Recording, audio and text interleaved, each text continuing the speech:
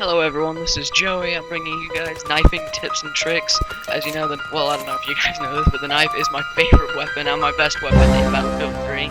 It's just so fun to kill people with the knife, and I've perfected quite a few ways of killing people with it, and it makes it really fun to use.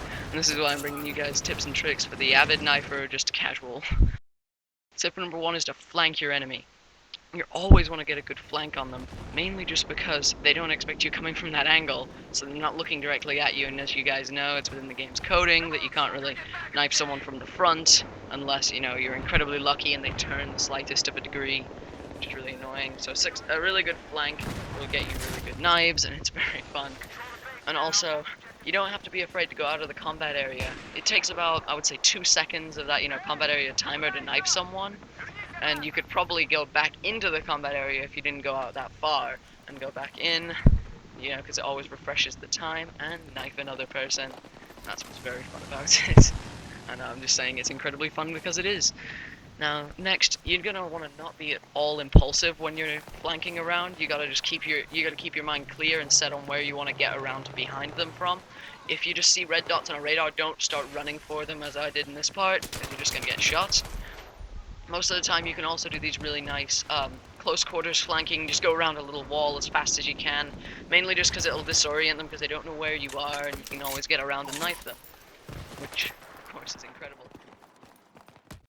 Brings me on to tip number 2, which is master the front knife. Of course, you're going to get lucky front knives, maybe like this, just without the animation or anything, or like this, or, well, even like this. Try to really fully understand. But the real idea for the front knife is you just don't just rush straight up to them when they turn around and shoot you, because that will nearly always result in death, and maybe a teabag or two. But I've come up with ideas, I've tried jumping, which sometimes has worked. As you see in some of these later clips, you'll see that it actually does work in some of them. But most of the time you're just jumping straight into the line of fire and going to get shot. Other times I tried to drop down, see if that worked. That just kind of makes them miss their first couple shots and then just aim down at you because, you're moving so slow. Best idea is to just keep running around them, slashing like hell. You might get a lucky animation, but most of the time you'll just get the kill, like in this shot. You'll just see that I actually did do the jump, but he shot me a few times while I was jumping, then I just keep circling and circling and slashing and circling. Also, you can jump over their heads and stab them in the back if it's on a really good, if they're lower than you and on a good surface, which brings me on to another tip. You gotta do hardcore parkour, which is basically, it's not really supposed to mean, backflip off stuff, I don't know. But you're supposed to get the height advantage. The height advantage, flanking and the height advantage, they kind of go hand in hand, mainly just because they're almost the same thing. Except for one maybe, on the ground, around a corner, while the other is above them.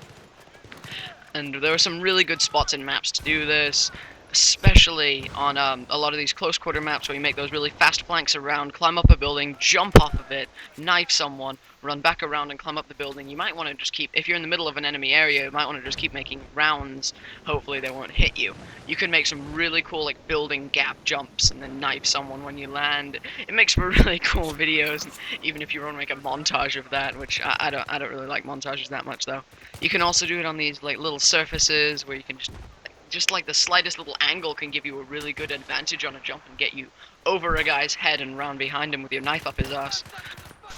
When you're playing like this, you're gonna always want to think about playing like you would in a game like maybe Splinter Cell Conviction, or any Splinter Cell game, or some of the Assassin's Creed games where you can stalk people on the rooftops or from places where they can't see you, wait for the right moment to go in for the kill. This would be a bit more like Assassin's Creed, and I was sometimes yelled at whenever I get a really nice knife kill where I jump in right behind them and slash them, or jump over their head and come around behind them. It's really, really cool. And the height advantage is just so useful because they can't see you. They're never looking up in these high places where you are. No matter what, they barely ever check the rooftops of an area that they're running through. They might check their corners in a building, but they're not going to check the rooftops when they're running through alleyways. It's really kind of funny. And this will always result in a great kill.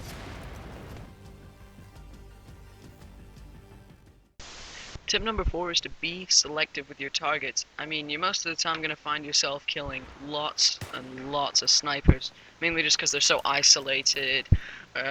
and away from their teammates while their teammates are all forward. But the guys you want to mainly go for are the ones that are going to deal the most damage to your team. If you're playing like a team, if you're being a team player, then you'll always want to take out the guys that are harassing your team the most. You got to think of your role as if you've ever played Team Fortress 2 as the spy from it. It's just to stealth around and backstab them, but you're gonna always want to harass and kill the guys that seem to be doing the most damage to everyone on your team. You're not just gonna go impulsively for the first guy you see and try to knife him, unless you're an absolute idiot. But you're always gonna want to go for the guys that are, camping and guarding the objectives, maybe holding down a corridor from your teammates, any of that stuff that can, stop your team from advancing. I mean, you can play this like a team player and still get a lot of kills and lots of points. You can go in, arm a charge even, if you've eliminated everyone with your knife. Because the use about the knife is, it's very, very quiet. It's quieter than silenced weapons, at least if someone's sitting if someone's not next to you.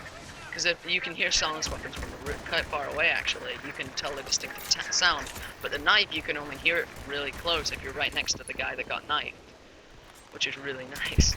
You just want to go after these people who are holding down positions, maybe killing lots of your teammates, maybe even just camping your spawn if you can be well enough for it, or people who think they have really good urban camouflage.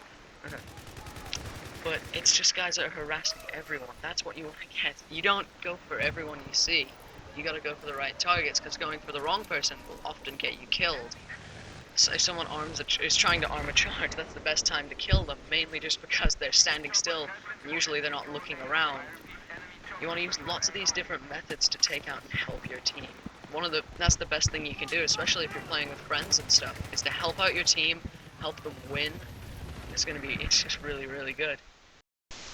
Tip number 5 is to know your prey. I know this sounds kind of weird and kind of creepy, but you have to know how to kill guys, because they all work differently. Assault guys, the easiest way to kill them is when they're reviving teammates, mainly just because they're so vulnerable. Problem is, you might get killed by the teammate they revive, or they might kill you after they revive. Engineers, best time to kill them is when they're trying to repair their own vehicles. It's surprisingly easy how little they look at anywhere else when they're repairing a vehicle or trying to destroy one of your own. Also take out guys with javelins and AT launchers and everything like that.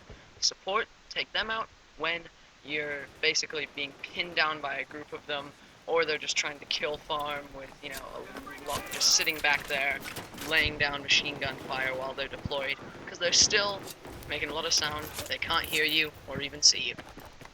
Next, recon. Those guys are actually quite easy to take out in some cases if they're not very good.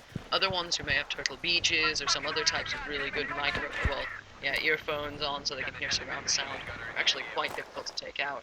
What you have to do is you take out the ones at the back, move forward to the front, and take them out. What happens in a later clip right here is before I died, this guy had killed me with his pistol, mainly just because I came up sprinting behind him. This time when I found him, I came up crouched, went around, snuck around, and stabbed him right in the neck. Another time when you do this thing where you're walking crouched because you feel like they may hear you if you're sprinting, it makes you feel a lot like a ninja because you're just slowly coming up and have your knife pulled out and then you stab them down. Alright guys, this has been Joey. I'm going to see you in the battlefield.